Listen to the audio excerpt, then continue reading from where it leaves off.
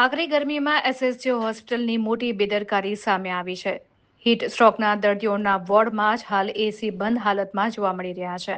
ત્યારે વિશેષ વોર્ડમાં જ 3 વર્ષથી સેન્ટ્રલ એસી બંધ છે. એસી બંધ હોવાથી વોર્ડમાં એર કુલર મૂકવા પડ્યા છે. એસએસજી હોસ્પિટલના સત્તાધીશોએ 50 જેટલા કુલર ભાડે લીધા છે. 2 મહિના માટે ભાડે લીધેલા કુલર પાછળ હાલ 13,50,000 જેટલા રૂપિયાનો ખર્ચ ચૂકવવામાં આવ્યો છે. આમ જોવા જઈએ તો તેનાથી અડધી કિંમતમાં જ નવા 50 કુલર ખરીદી શકાય. ત્યારે આ એસએસજી હોસ્પિટલની બેદરકારી સામે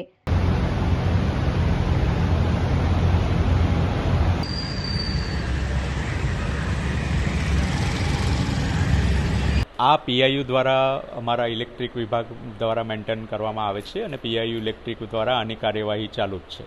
તો આ 3 વર્ષથી બંધ છે. એનો જવાબ પીઆઈયુ ઇલેક્ટ્રિક જ આપી શકશે. આરએમઓ તરીકે અમે અમારા કરવાની ફરજ આપણી બનતી હોય છે. તેની વચ્ચે આવા એક્સક્યુઝિસ આપવા એ યોગ્ય લાગી રહ્યું છે.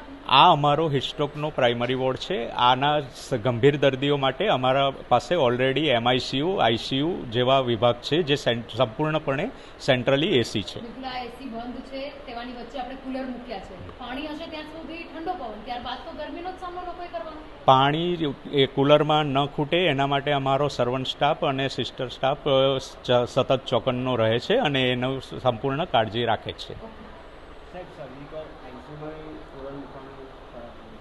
એ તો ત્યાં એક સાઈડનું ગેજેટ બંધ પડી ગયું હતું એટલે એના માટે ટેમ્પરરી સુવિધા કરવામાં આવેલી. રિપેરિંગ કામ એનું ચાલુ જ છે અને પાછું રિપેર થવાથી એ ત્યાંથી કુલર હટાવી દેવામાં આવશે.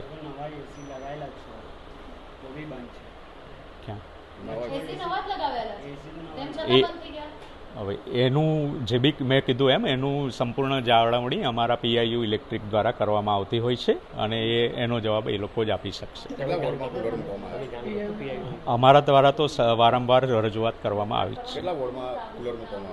અમારે ત્યાં હાલમાં અમે 50 કુલરનો ઓર્ડર આપ્યો છે, ભાડે લીધેલ છે અને એ અમે જુદા જુદા વિભાગમાં, જેમ કે અમારું આ હીટ સ્ટ્રોક વોર્ડ અને જ્યાં જ્યાં પણ દર્દીઓને ગરમીનો સામનો કરવો પડે, જેમ કે અમારા મેડિસિન વોર્ડ, સર્જિકલ વોર્ડ, કેદી વોર્ડ, તાત્કાલિક સારવાર વિભાગ, ત્યાં બધી જગ્યાએ આ કુલર મૂકવામાં આવશે.